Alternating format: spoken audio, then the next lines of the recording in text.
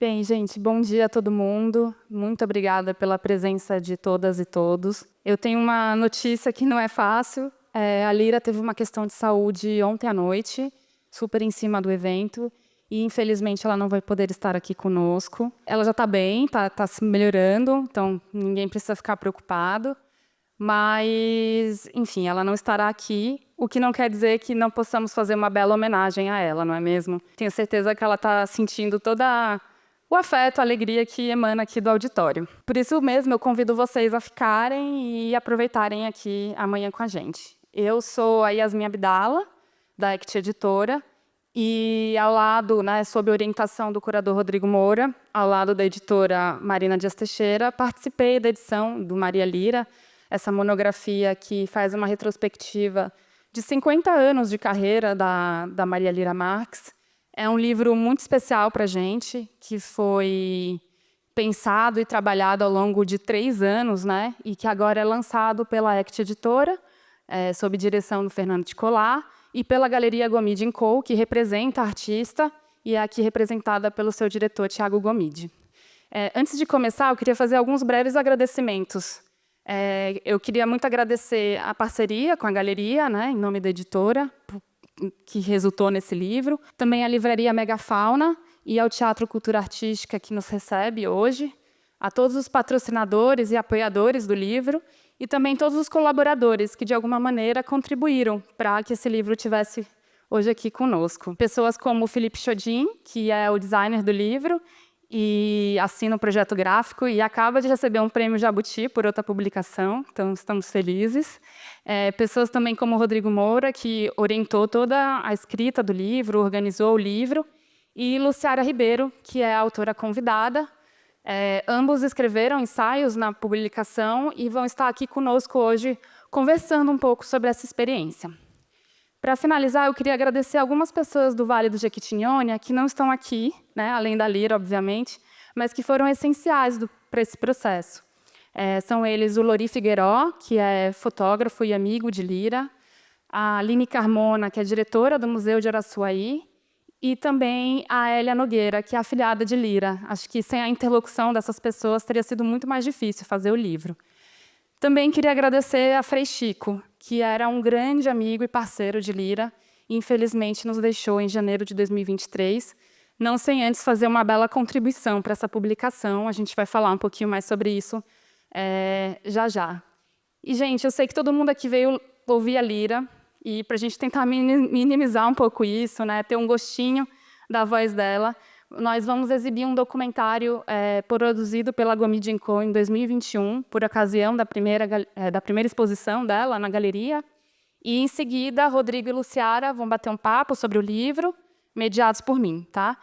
O filme tem mais ou menos uns 10 minutinhos, um pouquinho menos que 10 minutos.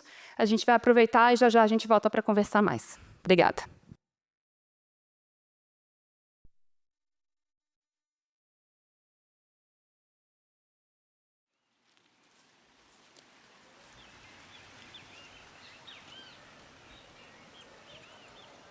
Beira-mar novo, foi só eu que cantei. Oh, beira-mar, adeus dona, adeus riacho de areia.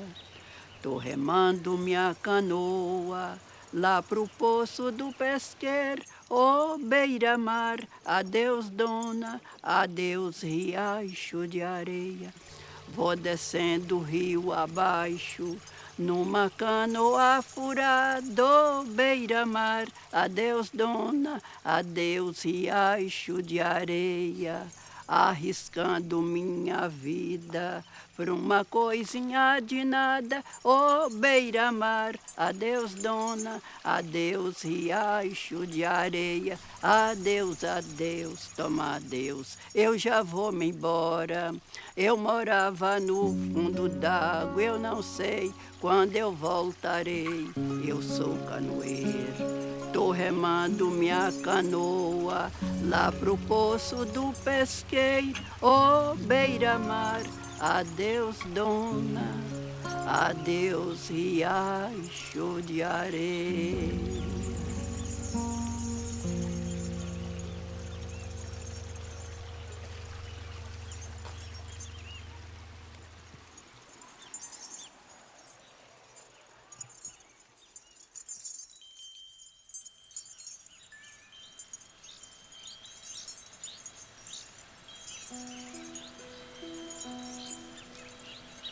Eu me chamo Maria Lira Marques Borges e sou filha de Odília Borges Nogueira e Tarcísio Santana Marques. Eu nasci aqui em Araçuaí. Moro aqui até hoje.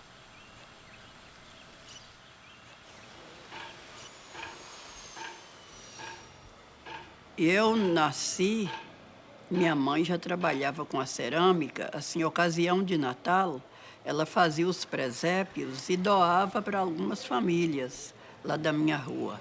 Então, todo ano tinha cobrança, né? Um falava, Odília, eu quero um presépio, e ela ia fazer.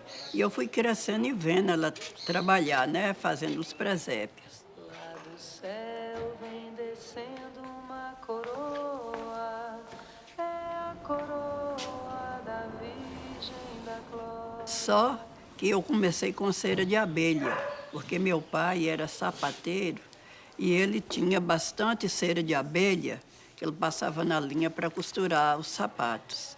Então eu achava interessante, né, chegar a cera na brasa e modelar as coisas, né? Lá do céu vem descendo uma coroa. Dentro de mim eu já pensava, eu quero ser o que minha mãe é, né? Lidando com a cerâmica. E aí eu comecei a visitar o mercado municipal. E lá no mercado, o pessoal da Baixa Quente, que é uma comunidade aqui perto, e eles faziam as peças de cerâmica para levar, para vender no mercado. Mas eram mais peças utilitárias, eram os potes, as panelas, a botija. Está aí com a farinha, né? Uhum. Pois é, depois eu passo aí. Agora não, depois. Orgília. Tá aí, né, filha? E aí eu comecei a notar diferenças na cor, na textura dos objetos. Aí eu comecei a indagar. Tudo que eu via que era diferente, eu ia perguntando para elas, né? Como tirar o barro, tinha que olhar a lua para poder tirar o barro. E eu ficava assuntando, assim, a explicação dela.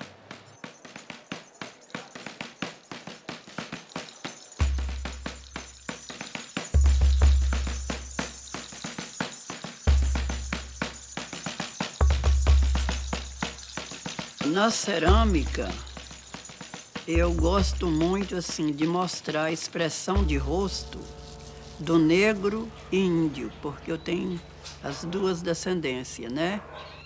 Eu gosto muito, assim, de olhar sempre no rosto das pessoas. E aqui no Vale do Jequitinhonha, a gente observa que tem muitos traços indígenas.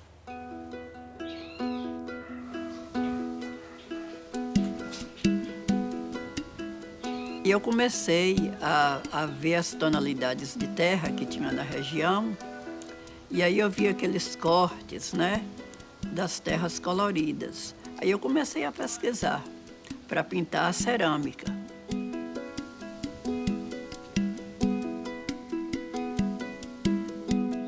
E os desenhos veio a partir de quando eu fiquei doente do braço, né?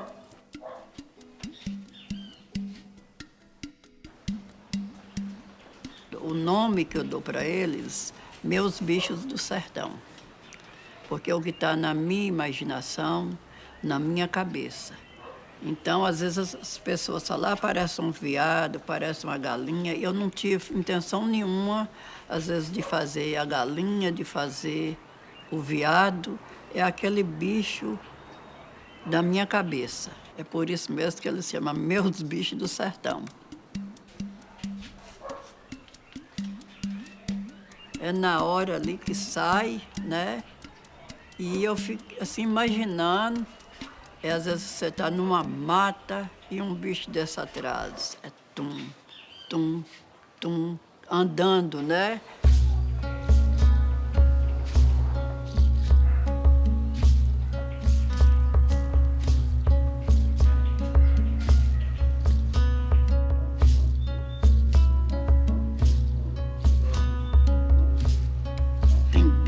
coloco a agressividade dele só nos pés. Ele tá assim, né? Às vezes ele tá correndo mesmo, né? E às vezes ele vai aí tranquilão.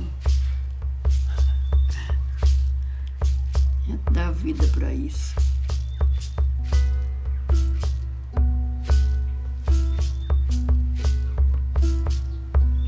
Ó boiadeiro, traz o meu dinheiro, traz o meu amor, que eu não posso ficar sem ele.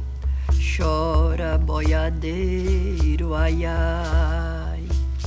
Quem tá indo aqui pra baixo da lembrança e vai passando, vai dizer pra meu amor que a saudade tá me matando.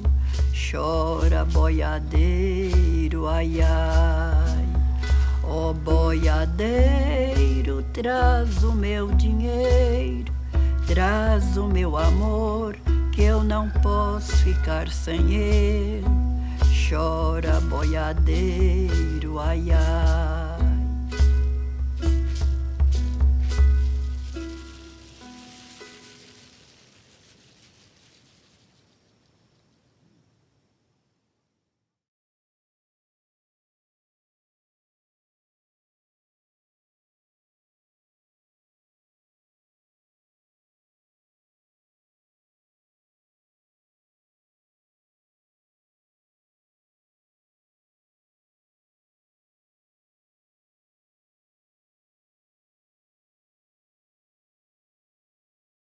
Estou aqui com o Rodrigo Moura, que é curador, editor, escritor. Foi quem organizou o livro Maria Lira, assim como várias outras publicações, como Lorenzato. E, desde 2018, o Rodrigo é curador-chefe do El Museu del Barrio, em Nova York, e acaba de ser anunciado como diretor artístico do Malba. Parabéns, Rodrigo.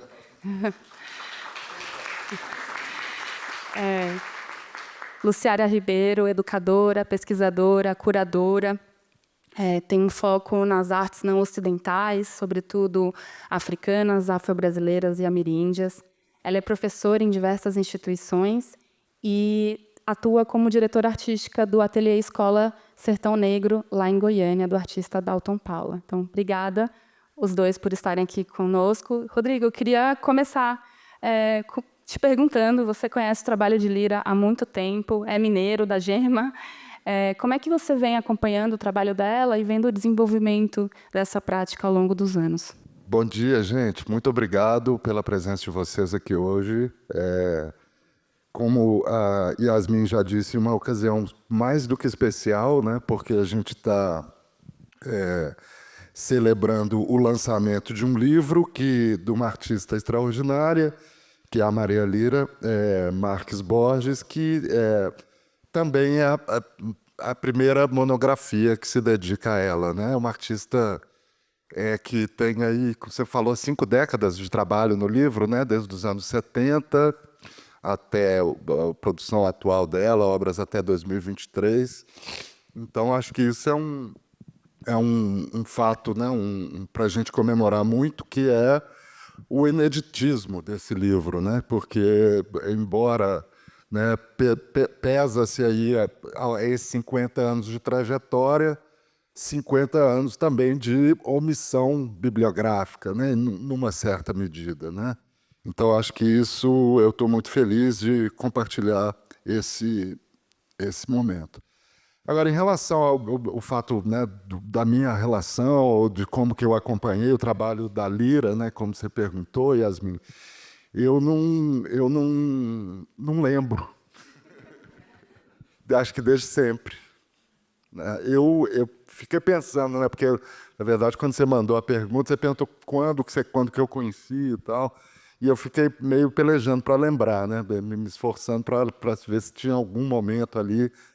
E certamente tem alguns momentos que eu gostaria de compartilhar, né? Assim, só para situar a Lira também na minha perspectiva, né? Você falou que eu sou de BH, né? E no meu ensaio eu falo um pouco disso, né? Que Belo Horizonte é um pouco esse entreposto podemos chamar dessa maneira, né, entre o Vale de Jequitinhonha e outros lugares do Sudeste, né, vamos dizer assim, né, do Rio e São Paulo, acho que são os dois principais, onde o trabalho dela, ao longo, né, da trajetória, gravitou em momentos mais ou menos, né? Então, e Belo Horizonte é realmente uma espécie de um entreposto, um pivô desses dois polos, né? Tá até equidistante, né? Eu acho que no meu ensaio eu falo isso, né? Ele tem a mesma distância aproximada entre São Paulo e Araçuaí, né? E foi lá, possivelmente em relação ao contato com o trabalho em si, foi na Galeria AM, né, da galerista Ângela Martins, que acho que pelo menos desde os anos 90 representa, de uma certa maneira, representa, acho, né? Sempre mostrou o trabalho da Maria Lira, né? Então, acho que provavelmente ter visto o trabalho, provavelmente foi lá. Tem uma presença maior, assim, eu acho, cultural da Maria Lira e de outras artistas e outros artistas, mas sobretudo artistas mulheres do Vale do Jequitinhonha, que eu acho que até antecede também esse contato direto com a obra, né? Então, por exemplo, eu me lembro de muito novo ver a Lira cantando na televisão, né? Na TV pública, na Rede Minas, assim, tinha alguns programas, um programa até de um cara que é ligado ao movimento cultural do Vale do Jequitinhonha também, que é o Saulo Laranjeira, e ela cantando com Frei Chico, Trovadores do Vale, o coral e tal. Então, assim, e as outras artistas do Vale do Jequitinhonha, cujo trabalho é muito diferente da Lira, acho que a gente pode até falar um pouco disso em breve, vai ser legal falar disso, mas assim, Noemisa Batista, Dona Isabel Mendes, toda a família Pereira Chaves, né, do Ulisses. Esses trabalhos ali, de alguma maneira, eles estão muito integrados num caldo de cultura bem amplo, da cultura a partir dos anos 70, né, alguns laços com a contracultura, alguns laços com os movimentos de cultura popular, né, de cooperativismo, alguns movimentos assim da sociedade nesse momento que estão muito, vamos dizer, no pano de fundo geral ali, e do qual, né, o trabalho da Lira, eu acho que é um exemplo dos mais contundentes e dos mais que se destaca também pela singularidade da linguagem visual dela, né? Então, mais ou menos isso. Eu acho, em relação ao livro, podia falar um pouquinho em relação ao livro, só assim, começar a falar um pouquinho do livro, né? E também, certamente, no começo dos anos 2000, eu tenho dois amigos próximos em Belo Horizonte que colecionavam o trabalho da Lira, e a Lira vinha, por exemplo, tinha uma feira de artesanato, que acho que era na Expo Minas, eu até nunca fui nessa feira, mas que esses dois meus amigos, o Pablo Pires e o Cristiano Renoff, sempre frequentavam anualmente, não sei se era 2 vezes por ano, ou pelo menos 1 vez por ano. E a Lira vinha e eles dois assim chegavam cedo para ter acesso ao material incrível que ela trazia, e eles foram colecionando, e aí sim eu vi muito trabalho dela através desses dois. Um é um artista, outro é um jornalista, escritor e tal, e eles tinham uma paixão enorme e também, enfim, me educaram, né, em relação ao trabalho da Lira, e esses dois polos, assim, que eu acho fantásticos. Acho que a Luciara, bom dia, Luciara, vai talvez falar um pouco disso, porque ela teve uma visão muito, muito bonita para fazer um ensaio dela no livro, né, são esses dois polos, assim, certamente não separados, mas que de alguma maneira orientam o trabalho, né? Que é um trabalho muito nutrido de uma vivência comunitária muito forte e de uma sensibilidade material, sensorial, que é muito impressionante, né? Ela tem realmente uma capacidade de fazer coisas seja como pintora ou seja como ceramista, né? E essas duas atividades são totalmente integradas, né? Do ponto de vista dos materiais e das técnicas, que é fantástica, assim, né? Essa sensibilidade mesmo, no sentido estrito da palavra, né? Do sensível, né? O sensível é uma coisa muito, muito tocante, muito evidente no trabalho dela. E aí eu acho que também, só para falar um pouquinho mais, a coisa da pesquisa do livro, né? Porque que eu mencionei, né, do ineditismo, que é essa lacuna bibliográfica que esse livro, né, atende, que for você, né, obviamente, muito na dianteira disso, em diálogo com todo mundo, mas que era isso também.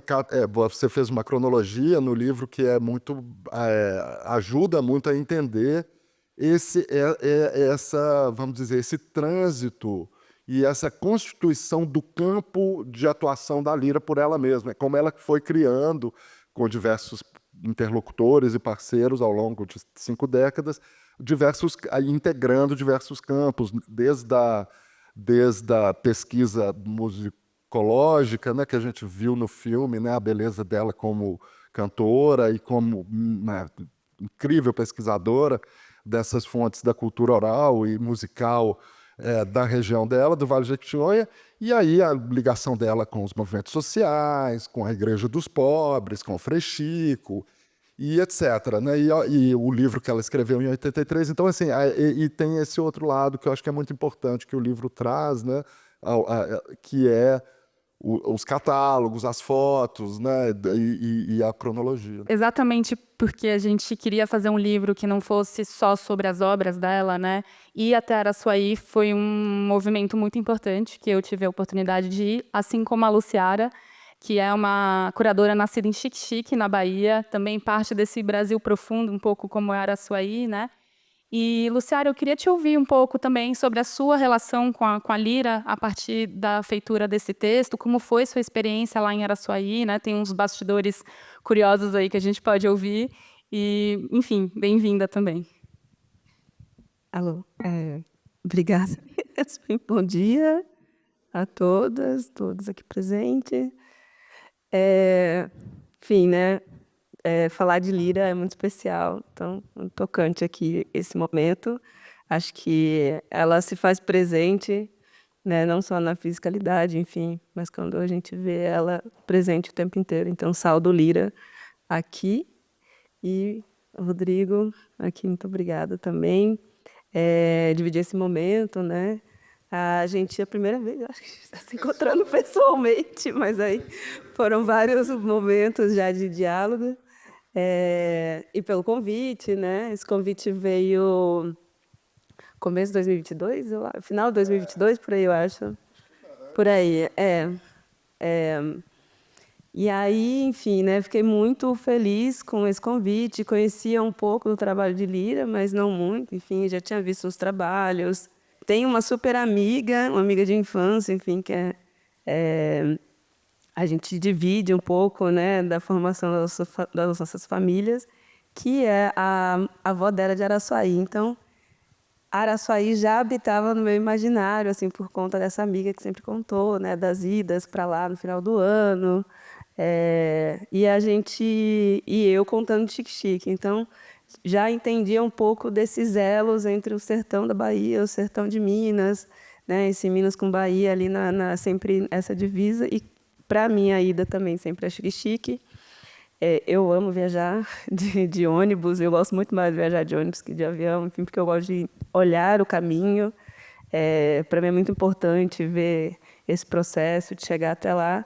Então, eu sempre fui para Xique-Xique de ônibus e sempre passei, enfim, né, acompanhando um pouco dessa mudança de passar por Minas, depois, né, entrar em Goiânia. É muito engraçado isso, né? E depois chegar na Bahia. E hoje Goiânia também, Goiás, perdão, né? Goiás faz parte também como um território para mim desse sertão cerrado. E aí tinha já esse imaginário, veio o convite, comecei a pesquisar, ler alguns textos, ver os vídeos, fazer compilado de tudo isso. E também agradeço, né, Yasmin e a Marina, que fizeram também uma parte dessa pesquisa, enfim, alimentou constantemente. E fui lendo e fui percebendo que eu não conseguiria escrever um texto sem conhecer Lira, que era evidente pelos textos, pelas entrevistas e pelos vídeos, que há algo muito tocante no encontro com Lira, né? Que aqueles materiais não conseguiam transmitir, por mais que ela também estivesse ali. E aí voltei lá, falei com o Rodrigo e Yasmin, se eu preciso ir para Araçuaí, assim, não estava bem nos planos no começo. E eles falaram, bom, acho que é importante, né? Vamos organizar aqui para você ir. E aí acho que vocês já tinham ido, ou era o pessoal da galeria, da Gomide, já tinha ido lá e me falaram, não, o melhor caminho é você ir até Montes Claros, que é enfim, uma cidade que está mais ao norte, e tem um aeroporto. De lá você vai e segue de carro, né? Então eu fui até Montes Claros, e cheguei em Montes Claros e eu descobri que não tinha uma via de ônibus que ligasse com Araçuaí. Assim. Foi uma descoberta que o pessoal da galeria foi, mas eles estavam com carro, então pegaram a estrada e foram. E realmente, de Montes Claros para Araçuaí é uma reta, então você chega muito rápido, mas não tem um transporte público que faça isso, né? E isso já me trouxe uma dimensão do que é, de fato, né, pensar essas regiões, a gestão pública para elas, os acessos, né, que deveriam ser naturais e, né, dentro da nossa sociedade atual. Então, eu tive que procurar uma rota alternativa, que foi subir mais ao norte, depois descer, enfim, foi uma viagem, foi uma aventura. Depois eu cheguei e contei para o pessoal da galeria, enfim, para a Marina, para o pessoal da editora, e eles ficaram assim, meu Deus, Luciana, que viagem doida. Mas foi isso, fui pegar um ônibus até uma cidade mais ao norte, depois pegar um outro, ver se eu conseguia um carro que me desse uma carona, que tivesse como compartilhar, enfim, o trajeto até lá, até chegar em Araçuaí. Aí cheguei em Araçuaí, enfim, conheci Lira e o Lori, que é um parceiro de Lira, nessas pesquisas e nos diálogos com as artes. E foi muito especial estar com Lira, caminhar por Araçuaí, né, pelo mercado. Então, encontrei Lira pela manhã no mercado, né, fazendo as compras dela. Então, eu fico emocionada também, né, aqui no vídeo começa também pelo mercado. Então, esse é um lugar que é uma escola, e eu fico pensando muito o espaço que o mercado tem, né, que é de escola, é de exibição também, né? É uma espécie de uma galeria. Foi onde Lira conheceu outras artistas, né? É onde ela começa a entender a cerâmica, onde ela vai aprender a técnica. É um espaço comunitário, né? Um espaço de vivência, e é um espaço de muita espiritualidade também. Então, foi esse o lugar que deu as boas-vindas para mim lá, era Araçuaí. Depois fui conhecer o museu, né, o Museu Frei Chico, o Museu de Araçuaí, que foi um museu organizado por Lira e Frei Chico. E acho que depois a gente fala melhor, né, sobre isso, sobre essa instituição.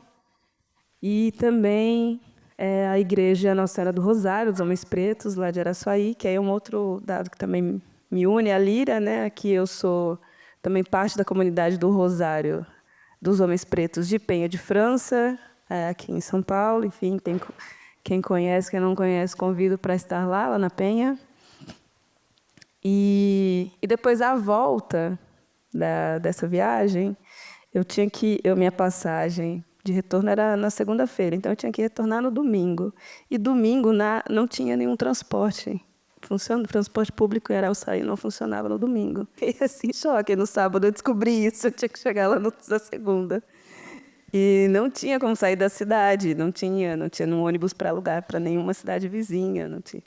Então eu tive que parar um motoqueiro e pedir para ele, falar: você me leva até Salinas, que de Salinas eu sabia que tinha ônibus. Mas eram 2 horas, né? E aí ele falou: moça, 2 horas na moto, na estrada, é um pouco ligado, assim. Mas eu convenci.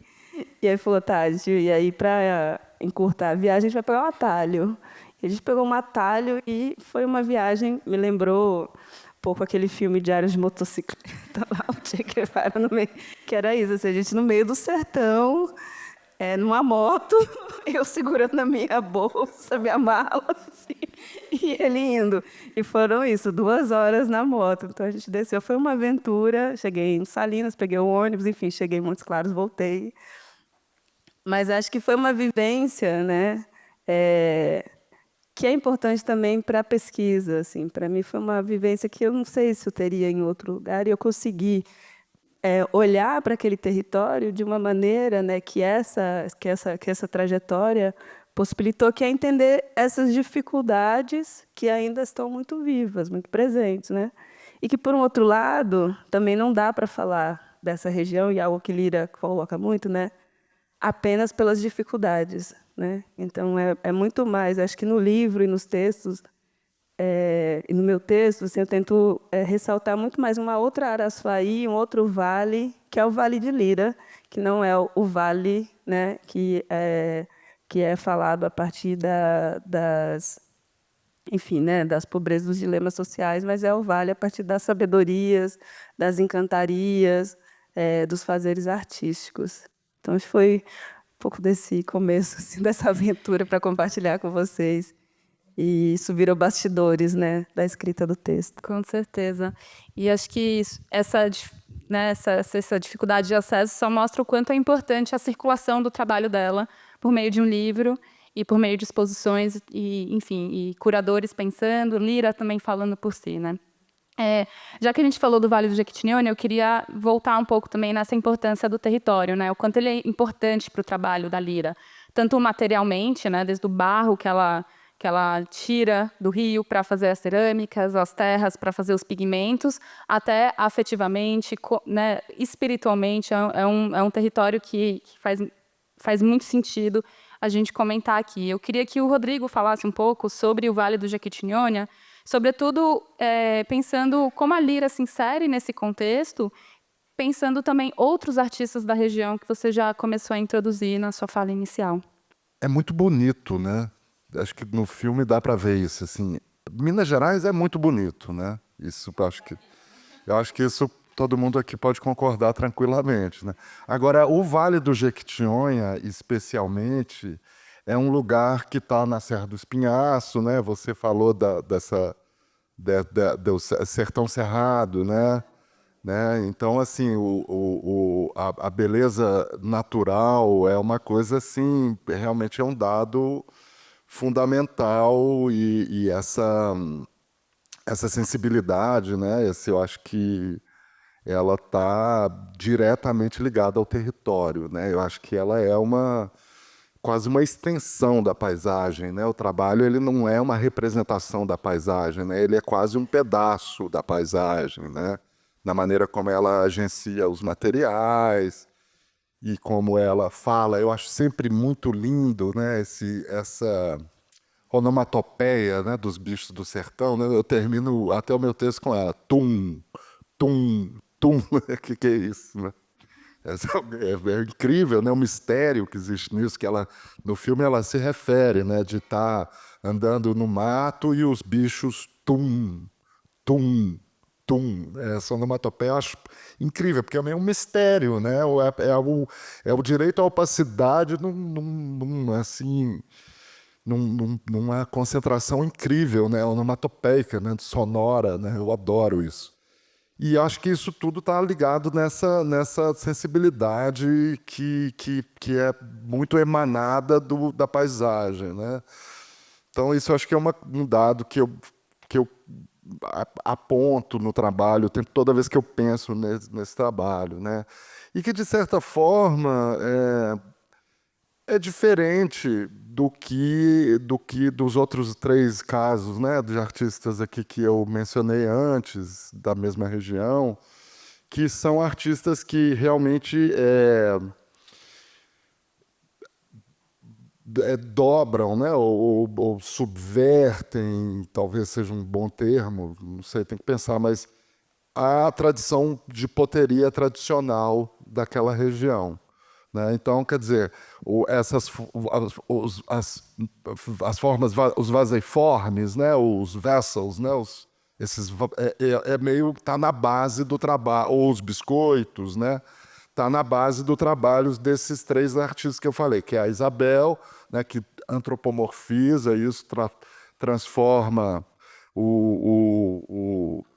vamos dizer, aquele vaso, né, aquele corpo, num corpo humano, né, quase como se fosse uma retratista, né, com tipos muito demarcados, quase realista, né, uma subversão. O Ulisses, que eu acho que tem uma relação muito forte com o trabalho da Lira do ponto de vista desse bestiário, né, no Ulisses, e toda Ulisses e a Ana, né, porque tem a Ana Pereira Chaves, que é a irmã dele, que é fantástica ceramista, que é muito menos conhecida que ele, mas que eu acho que é tão boa quanto.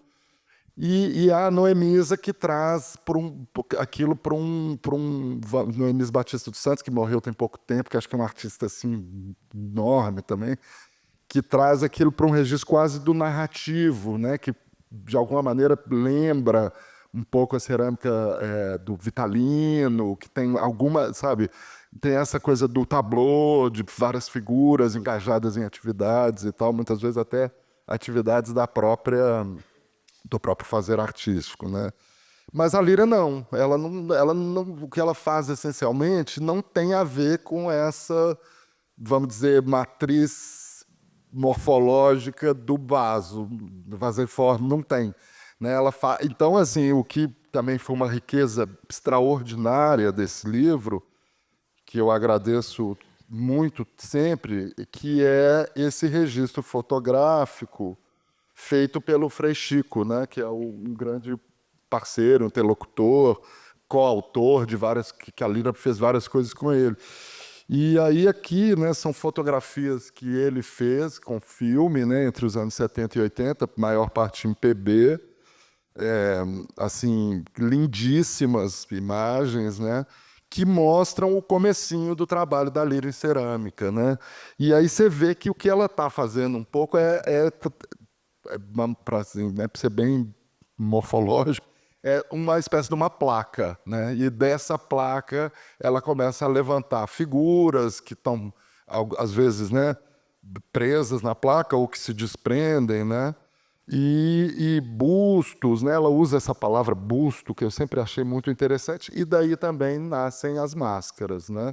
Que acho que eu chamo de máscara, ela chama de expressões de rosto, né? Que acho que é um título, é um termo bem mais preciso, né? Que são quase autorretratos, na minha opinião. Acho que tem uma representação dela, que são essas figuras, muitas vezes figuras plangentes, né? E que, enfim, isso tudo está nessa riqueza desse álbum de foto que a gente teve acesso e que a gente reproduziu aqui como quase um ensaio visual do Frei Chico. E aí tem uma direção de arte, né? Como ele bota na madeira, como ele bota...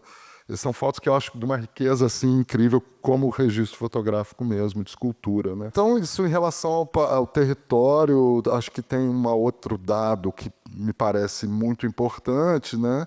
Que eu mencionei um pouco na abertura, que e você falou muito dele, né? Que essa necessidade, a importância de contrapor, né, essas narrativas redutoras, reducionistas, pejorativas,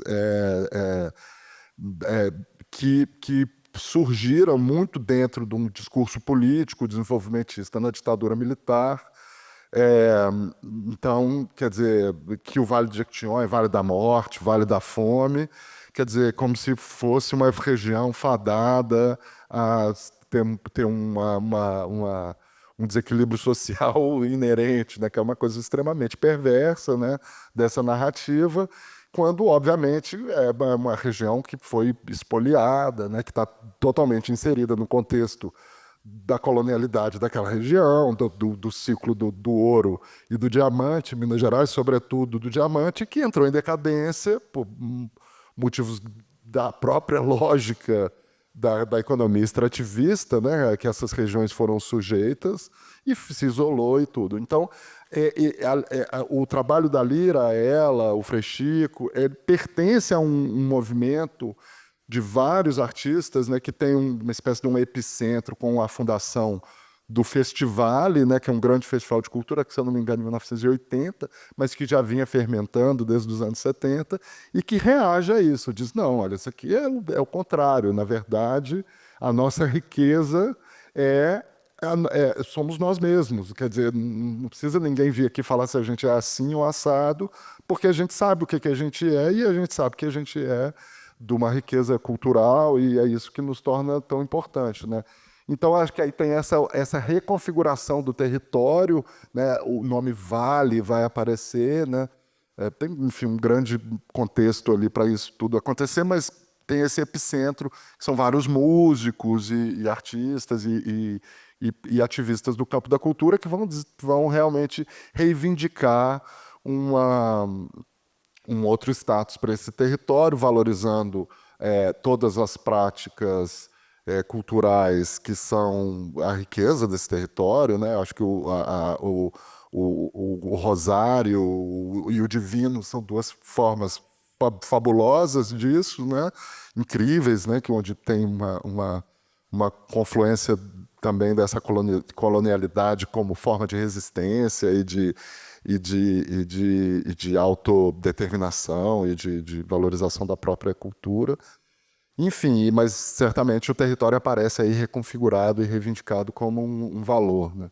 E é muito bonito ver como a Lira é agente dessa mudança de perspectiva a partir de várias pesquisas culturais que ela conduziu no território, ao lado do Frei Chico. Eles juntos lançaram um dicionário, né, o Dicionário da Religiosidade Popular, compilando diversos termos da religiosidade, da cultura daquela região. E uma boa parte dessa pesquisa se tornou o Museu de Araçuaí, que é um museu comunitário, sobre o qual a Luciara fala de uma maneira muito bonita no texto dela, que mostra, inclusive, todo um pensamento museológico que a prática de Lira tem, não só como artista, mas também como pesquisadora, né? Luciara, você poderia contar para a gente um pouco sobre o museu e também sobre a ideia do pensamento redondo, que é uma coisa que você traz no seu texto e tem a ver com a fundação da instituição? Eu acho que, para falar do museu, eu vou ter que falar de outros aspectos do texto. Não sei se adianta um pouco da conversa, mas que eu escrevo esse texto, né, a partir de dois conceitos que vão, enfim, que eu penso para poder olhar para o trabalho de Lira, que é a radicalidade e a confluência, né? E a confluência, um conceito que vem do Antônio Bispo, e a radicalidade a partir da Bell Hooks. E aí, para falar sobre o museu, eu tenho que falar da radicalidade, né? Porque no começo da pesquisa chegou esse pequeno livro que o Rodrigo comentou, né? Que é uma entrevista que a Lira deu em 83, em 83, né? Chamado Me Ajude a Levantar, né? Acho que é esse o título. Aqui, da cronologia ilustrada da minha. E é maravilhoso, assim, eu recomendo a todos lerem essa entrevista. Vale. Ou, enfim, botar ele inteiro em circulação de novo. Vale muito, assim, porque é de uma... Ele tem alguns pequenos excertos, assim, né, fragmentos que Sim. acho que são 3. Isso, 3 livros, exato. Não do livro, todos 3 são citados. A gente pode ler um. Eu abro o meu texto com um trecho dessa entrevista também.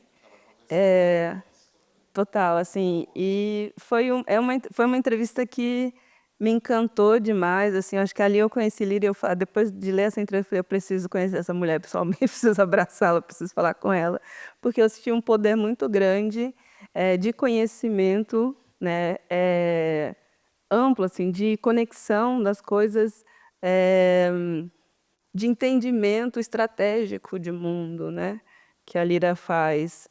E de radicalidade, porque o tempo inteiro ela está afirmando o lugar dela de sujeito no mundo, né? Em 83, então ela olha com uma crítica, né, enorme ao que estava acontecendo em Araçuaí, às instituições que iam para lá, a circulação dos trabalhos de arte, a ideia, né, os conceitos que eram aplicados às produções de Jequitinhonha, a ideia do naífro popular. Então ela estava questionando isso, porque a Lira, além de artista, né, ela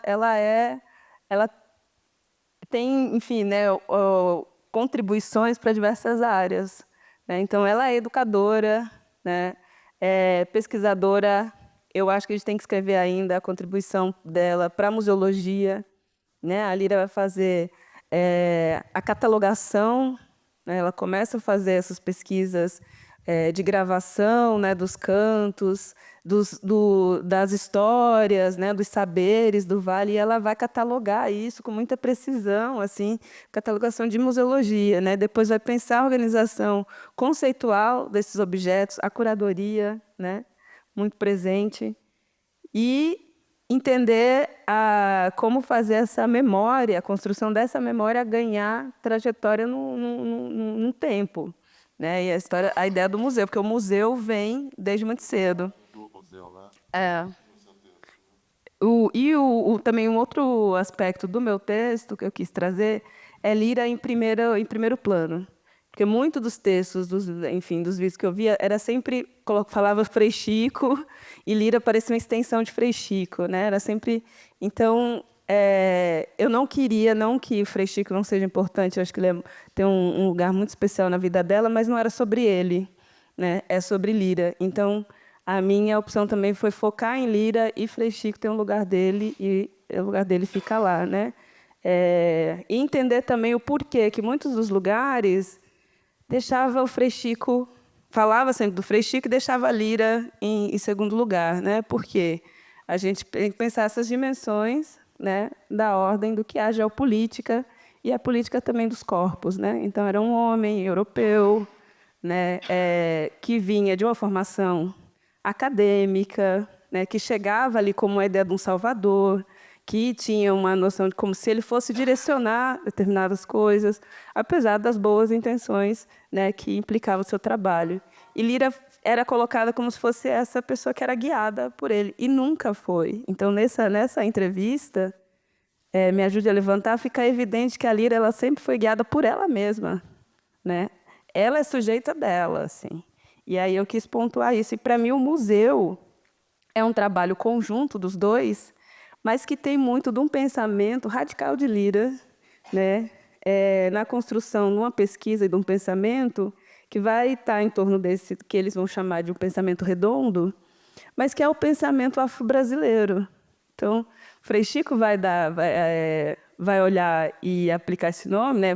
Pelo que a Lira conta, enfim, foi o Frei Chico que nomeou como pensamento redondo essa forma de organização, mas é algo que é daquela região, que vem de outras influências, que vem de um passado histórico que Lira traz no trabalho dela, que é de confluência, que é o que o Nego Bispo vai falar, né?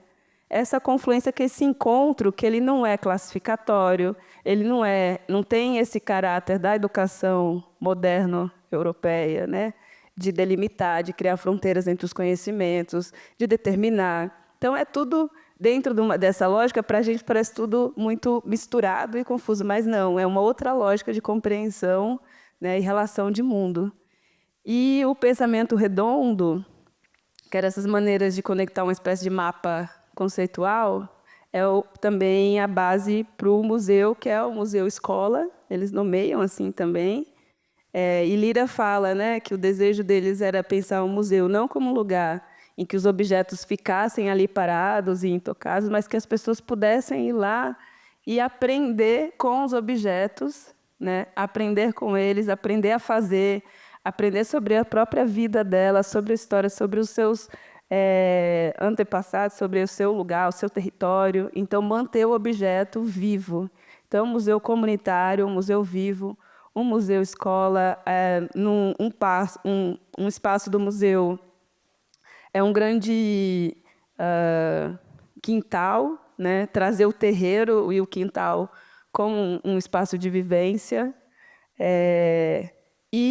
e a forma de apresentar ali também as escolhas, né? Então, são objetos que ela foi recolhendo, né, ou foram sendo doados a partir dos diálogos que ela foi fazendo, e o Frei Chico também, com a população do Vale, né? Então, não só Araçuaí também está representado no museu, mas outros povoados, e eles fizeram muitas andanças, assim. Então, eu acredito que a gente tenha que fazer, a partir desse livro, né, outras publicações sobre Lira, e uma delas é isso, assim, ver a contribuição de Lira para a museologia, que eu acho fundamental, é muito importante. Com certeza, inclusive preservando algumas peças da carreira inicial dela, né, que a gente teve a oportunidade de incluir no livro, porque estavam preservadas no museu, né? Porque estavam catalogadas no museu. E aí, antes da gente encerrar, que já tá quase no final, queria que o Rodrigo falasse um pouco justamente sobre a curadoria dessas obras, né? A gente tem algumas peças iniciais de Lira, em cerâmica, até as pinturas mais recentes. Você poderia falar um pouco sobre essa troca? Teve uma troca grande com o Thiago na hora de escolha, né? Então, acho que seria bacana a gente entender como vocês chegaram a essa seleção. Claro. Não, eu só queria, enfim, ler uma coisa aqui rápida do Frei Chico, que eu acho muito boa também, que é um pouco esse enfim, como esses dois mundos também entram em fase, né? Porque isso acontece, né? De fato, né? Agora, eu só queria falar uma coisa também. Eu acho esse seu insight aí de olhar para o pensamento redondo e identificar nele a confluência, eu acho que é uma das grandes contribuições desse livro. Porque é realmente tirar do folclórico, do anedótico, né? E trazer para os próprios termos, né? Então, eu acho que isso é uma coisa que é uma contribuição grande, né? A gente acabou não entrando na coisa do artista popular, né? Que era uma coisa que poderia entrar. No meu texto eu falo. Também a própria relação dela com a Lélia Coelho Frota, que eu acho que é uma coisa super importante, né? Que também no meu texto eu trago, né? Como é que ela... Mas eu não estou achando aqui o quote, a citação do Frei Chico, mas eu vou achar. Folclore, coisa... É o que ele fala bosta. Cadê onde? É muito bom. Cadê? Você achou? Não, não achei, mas eu lembro. A gente fez a última entrevista do Frei antes de falecer foi para o livro. E aí o Rodrigo fez uma pergunta sobre folclore. Né? Exatamente. E você Exatamente. achou qual é a página? Até uma pessoa mais estudiosa que a gente. Boa, É sempre um alívio quando tem essa pessoa mais estudiosa que a gente na plateia. É o seguinte, né? Eu vou falar aqui. E eu acho que se vocês pudessem, cada um de nós pudesse ler um dos quotes da Lira, seria esse aqui, né? Ó, eu parei no Vale do Jequitinhonha, talvez influenciado pelo meu tio, que trabalhara em países africanos, eu tinha a tendência a entender essas manifestações como folclore, né? Folclore, que é esse termo assim muito carregado, né? Muito colonial, né? Que tem uma perspectiva extremamente eurocêntrica, né? Como a própria fala dele fala. Depois de uns meses eu falei folclore bosta nenhuma. É muito bom, né? Eu adoro, porque graças a Deus eu deixei isso, porque a oralidade, coloquialidade, né? Coloquialidade é ouro, né? E depois de uns meses eu falei, folclore bosta nenhuma.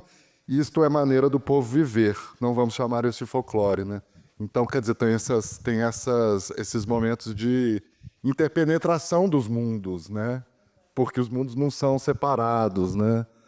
Mas, enfim, desculpa aí a minha digressão herdada lá da sua intervenção. Sobre os plates, né, que eu acho que, enfim, é uma outra grande contribuição, é que quando você começa a fazer um livro desse, você olha para a primeira seleção e fala, não vai dar para fazer um livro. Você fala assim, isso aqui não vai virar. Então aí você começa, essa inquietação, uma certa insatisfação, ela é o alimento fundamental de um trabalho desse, de edição de imagem, né?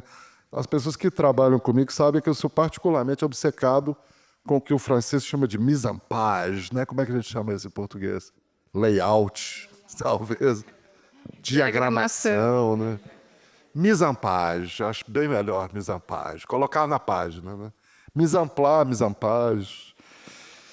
Porque eu gosto de arte, mas eu gosto de outras coisas também, né? De mise-en-page, sobretudo. E aí eu ficava fazendo esse livro e punha para lá, punha para cá, punha para lá, punha para cá. Cadê o Felipe? Não vai estar aqui hoje? Felipe está aí. Felipe, muito obrigado pela sua paciência. Muito obrigado. E aí ficava fazendo isso. E aí vai olhando e fala, não, tá bom, né? Porque esse sofrimento é que o livro cresce quanto mais você sofre, né? Que é uma maravilha, né? Então, assim, né, gente? Porque senão não tem graça, né? Então, assim... E tem uma coisa também que é fundamental falar, que eu conheço o Pablo Pires Fernandes e o Cristiano Renaud.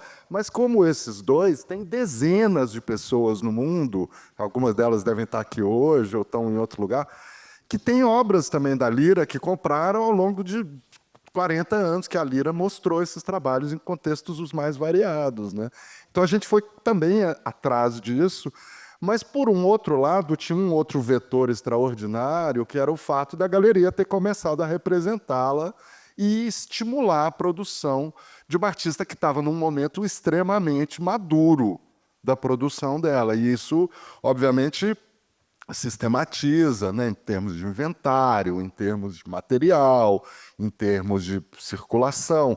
Quer dizer, tem todo um aparato, né, que um advento desse, né, uma artista nesse período de maturidade, de uma linguagem pictórica, porque isso ela fala no filme, mas eu vou falar novamente aqui, que ela teve um episódio com uma doença reumatológica, uma artrose, eu não sei exatamente, bursite, não sei, que ela se viu incapaz de ter o mesmo contato físico com o material, né, da cerâmica, que ela vinha tendo ao longo dos anos, né?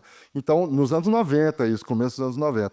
E aí ela tem essa virada para o bidimensional, para a pintura propriamente dita, né? Que aí ela desenvolve uma técnica de pintura que é muito própria, que está muito em diálogo com todo o conhecimento dela pregresso como ceramista, mas é outra coisa, de fato, né? Isso também é uma coisa muito boa. Os exemplos iniciais disso, olha isso aqui, né?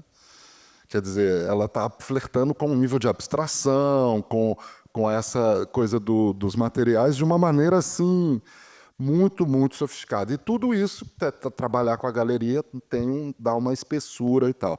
Então a gente tentou, né, fazer não uma coisa assim extremamente cronológica, mas de alguma maneira progressiva, olhando desde o comecinho lá dos anos 70, você mencionou as obras do museu, até a produção recente dela, que é uma produção muito pujante, que estava num nível de maturidade, de sofisticação muito grande. Então, é meio isso. Puxa, maravilha. Rodrigo, Luciara, vocês gostariam de adicionar alguma coisa? Enfim, fazer alguma consideração final? Não, poderia ficar aqui falando horas, né? Eu sempre acho que eu falo... Brevemente. Você falou. Você passa o microfone. Agradecer, de fato. Assim, há muitas coisas, mas a gente sabe que não dá tempo, que o tempo é sempre curto. Mas deixo aqui o convite, né, para vocês lerem o livro, também comentarem, né, o que acharam, enfim, se quiserem dialogar, enfim, estou por aí também, enfim. Eu acho que a proposta mesmo é evidenciar o trabalho da Lira, é falar sobre ela, trazer, né, enfim, esses trabalhos, essa complexidade também da sujeita que ela é, né, do pensamento que ela tem, do trabalho, da delicadeza, do contato que ela tem com essa materialidade, desse trabalho com a terra, né? É muito bonito de ver assim o respeito, né, que ela tem. E agradecer então o convite da Gomide, da editora do Rodrigo, enfim, de estar aqui, a CT, a editora CT. E de todos que trabalharam, enfim, também no livro, agradecer também o empenho, a paciência. E seguimos por aí, então, obrigada. Obrigado.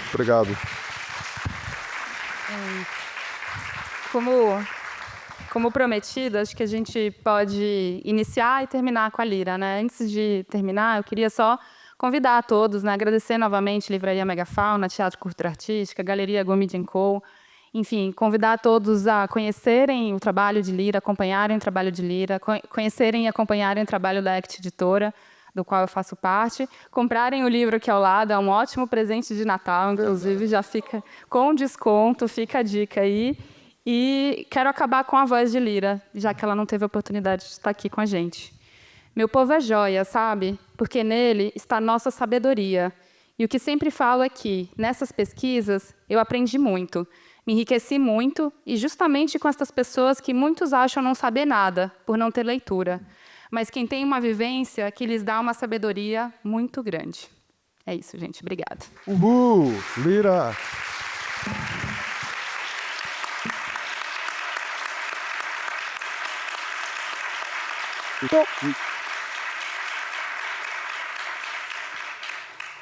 Vai ter o que unir.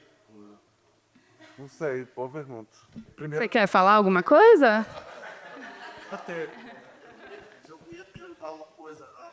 Sim. Tá gravando.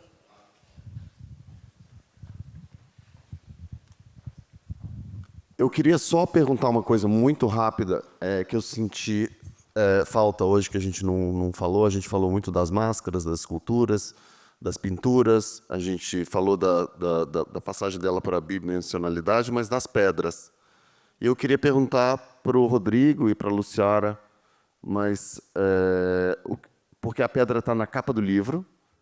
A gente tem agora o panorama do MAN também, que o Germano incluiu um conjunto de pedras, e é um trabalho que a Lira continua fazendo, e eu queria que vocês falassem um pouco como vocês veem esse trabalho, essa É verdade que as pedras foram uma omissão aqui. Eu pensei algumas vezes à medida que eu estava folheando, mas acabou que não veio, né? Bom que você perguntou. Então, as pedras, eu não sei exatamente localizar quando as pedras começaram, mas certamente, sei lá, deve ter 20 anos de pedra ou mais, né? Desde os anos 90, talvez. Elas são uma espécie de matriz formal, porque assim, tem a coisa que elas são suporte, né? Claro, né? E elas vêm do Rio, né? Então elas têm assim, aquilo que eu falei antes, né? De que o trabalho dela parece que é uma extensão da paisagem, né? Que não tem exatamente um momento que o artista se separa, se recua da paisagem, lida com ela, mas que parece que a paisagem é o próprio trabalho. E eu acho que é uma coisa bem intencional, né? Acho que as pedras são um exemplo bem forte, bastante forte disso, né? Porque é um pedaço mesmo, assim como a Terra. Mas e ela tem todo um tchan também, que é como a figura se relaciona. E a gente botou esse trabalho tão lindo na capa, que é um trabalho assim que tem uma síntese, né? Assim, um material, gesto enfim, cor, que eu acho que é um assunto muito importante na obra dela. E eu acho que as pedras têm isso tudo muito articulado e muito próximo, né? Esse material que vem direto do Rio. Além disso, ele é uma espécie de matriz formal que entra nas pinturas também, né? Porque muitas pinturas têm essa espécie dessa mancha ovaloide, talvez seja a palavra, né? Isso aqui, né? Essa é mais redonda, né? Eu estou me referindo mais a isso aqui, ó. Acho que isso, ó, por exemplo, tá vendo, ó? Que vira, né? Vira uma espécie de uma pedra que aparece replicada, ecoando no trabalho bidimensional, né? Flat. Então eu acho que realmente é uma boa ausência notada, porque é um aspecto muito importante que está na capa do livro. Por favor. Tranquilo. Não, e eu acho que as pedras também é muito da paisagem sertaneja, né? Assim, eu me conectei muito com isso, sei lá. Por ter... Assim, eu venho do sertão da Bahia e é uma região... A Xique-Xique está na região de início da Caatinga. Então, a gente fala muito com as pedras, né? É uma região que as pedras, elas rolam, elas caem, elas aparecem na sua frente, e as pedras dizem coisas, né? E eu acho que Lira, ela traz um pouco desses... Ela fala muito, né? Ela quer dar vida, assim, ela dá vida a esses seres que a gente vê eles parados, mas eles não estão parados, né? E as pedras são um pouco desses seres que a gente, num pensamento, né, muito... Enfim, né? Um pensamento em que a gente determina o que tem e o que não tem vida, né? Elas parecem não ter, mas elas são muito vivas dentro do sertão. E eu acho que ela pintar em cima da pedra é um pouco adicionar esse elemento que dá vida para essas pinturas, para esses seres que ela cria, né? Para esses bichos.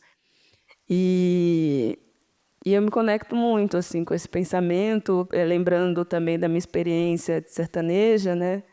Eu até queria compartilhar uma história assim, que eu fiquei lembrando quando o Tiago falava das pedras, é, lá do, lá do Sertão Negro, né? Eu estou lá, enfim, já desde o ano passado, nessas idas e vindas entre São Paulo e Goiânia. E eu falei, não, para Dalton, né? Eu vou criar um jardim aqui, tenho que colocar meu jardim sertanejo, meu jardim chique-chique. E aí eu pedi pro meu tio mandar, enfim, organizar uma caixa com mudas de chique-chique lá da minha terra, enfim, mandar para fazer o meu jardim em Goiânia, o Jardim do Cerrado Sertão, com esse jardim, né, com essa paisagem do sertão da Bahia. E aí, o meu tio me manda um vídeo, assim, que eu, super bonito, que eu já vi várias vezes.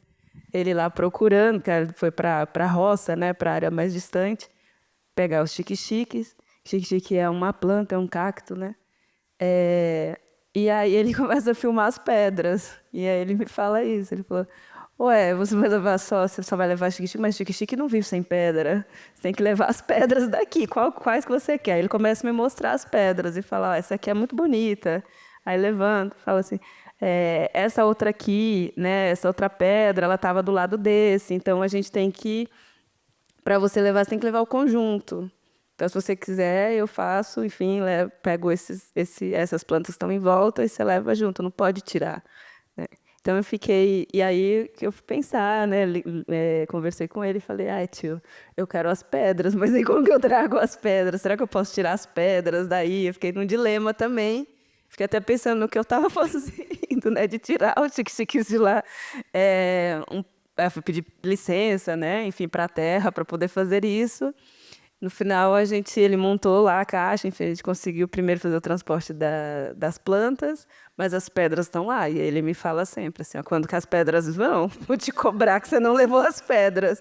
Então, estou falando isso porque eu acho que tem isso também no trabalho da Lira, quando ela olha para as pedras. Assim, é uma materialidade, mas é uma relação mágica, não sei se seria a palavra, né? Mas é uma dimensão mesmo de vida, assim, de relação, de ser, né? De olhar para um ser vivo ali. É um suporte completamente diferente do suporte do retângulo, né? Ele é um anti-retângulo, não tem nada do retângulo, né? Ele é tridimensional, ele tem dobra, ele é móvel, né? Como você falou, né?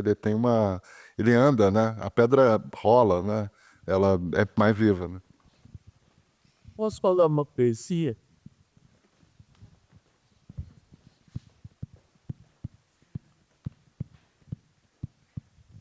Na mesma direção. Eu acho muito impressionante no trabalho da Lira, na pintura, sobretudo, e já que entrou o tema da pedra, a relação que ela tem mágica, eu diria, de pensamento mágico, com a pintura rupestre. Essa região do Jequitinhonha tem um parque chamado Parque do Peruaçu, que é um dos lugares mais ricos do Brasil e talvez também do mundo em termos de pintura rupestre. E quando a gente conhece um pouco da variedade da pintura rupestre dessa região e vê o trabalho da Lira, você vê que tem uma relação, é mais do que íntima. Eu não sei como ela faz, como é que ela consegue isso, mas ela consegue ter um vínculo com o que se chama de ancestral, que é um vínculo muito profundo e que é da ordem do pensamento mágico. Como é que isso sobreviveu até chegar a ela, para ela conseguir, sobretudo nessa relação entre a pedra e a pintura, porque a pintura rupestre é toda feita em pedra, e a pintura rupestre é feita, a relação que existe entre a pintura e a pedra é uma relação muito específica, que é uma relação vital. E isso que tem na pintura rupestre, tem na pintura dela também. Não só na que está sobre a pedra, mas sobretudo na que está sobre a pedra. E é até muito interessante que nos outros artistas dessa região do Jequitinhonha, a gente não encontra esse tipo de expressão tão antigo, eu diria, né? A pintura dela, de certo modo, ela é contemporânea e é muito arcaica, por causa do vínculo que tem, no eco que tem com relação a pintura rupestre.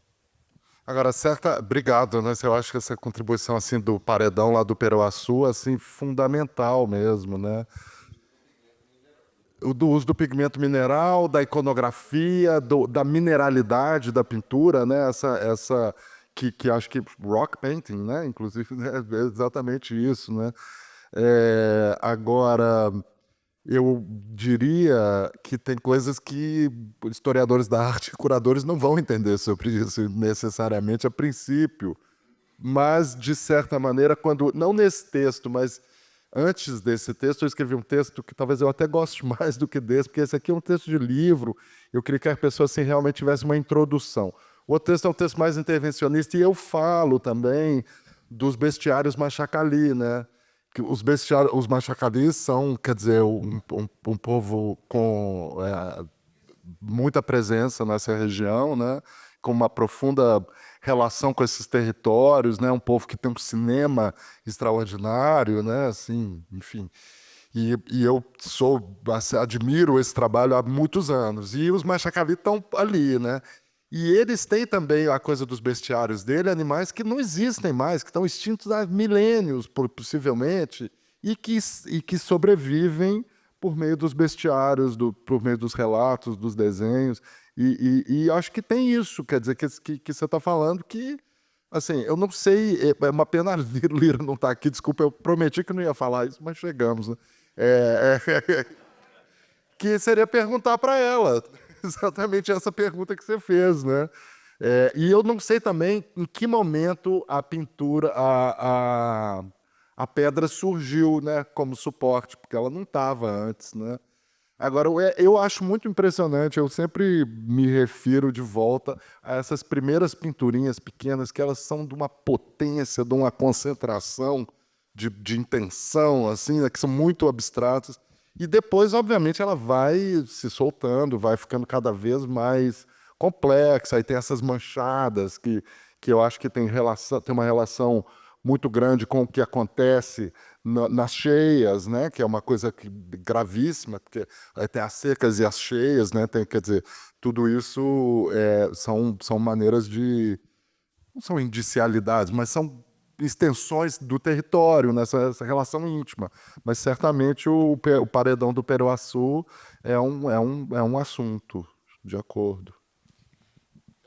Gente, tem mais uma pergunta, é isso? Vamos fazer a última e aí a gente encerra, tá? A gente continua lá. É manecada para Maria Lira, para comigo, né? Beleza? Um último comentário sobre as pedras, o Tiago levantou, que a pedra, ao longo do tempo, ela também se desmancha e, misturado com material orgânico, vira argila. Então, quando Lira pinta a pedra, é como se ela devolvesse à pedra o tempo que ela gastou até virar argila.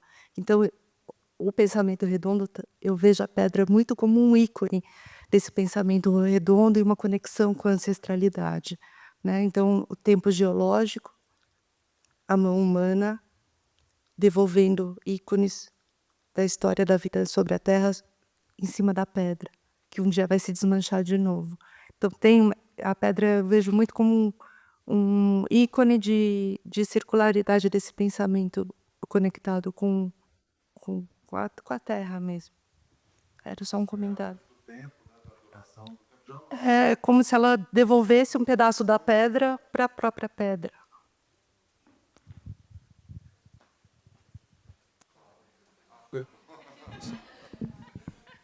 Opa, peraí que tô fazendo... aqui, ó. Aí, pronto.